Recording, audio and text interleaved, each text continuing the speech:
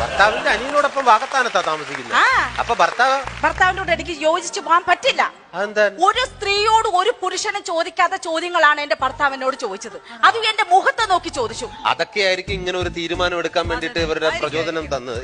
എന്താണ് അദ്ദേഹം മുഖത്ത് നോക്കി ചോദിക്കാൻ പറ്റാത്ത എന്താണ് ചോദിച്ചത്? മ്ലേച്ഛമായ ചോദ്യങ്ങളാണ്, മ്ലേച്ഛമായ ആവശ്യങ്ങളായിരുന്നു അദ്ദേഹത്തിനുള്ളത്. എന്തായിരുന്നു പറയും? അദ്ദേഹം എന്നോട് പറഞ്ഞു, എനിക്ക് ഈ ഒരു പൊതുവേദിയിൽ നിന്ന് പറയാൻ പാടില്ലാത്തതാണ്. അല്ല, എന്നാലും പിന്നെ അങ്ങനെ പുരുഷന്മാരെ അത്തരത്തിൽ എന്താണ് പറഞ്ഞത് നമുക്കൊന്ന് അറിഞ്ഞാൽ കൊള്ളാം. ഏതായാലും നിങ്ങൾ നിർബന്ധിച്ച സ്ഥിതിക്ക് ഞാൻ അങ്ങ് പറഞ്ഞേക്കാം.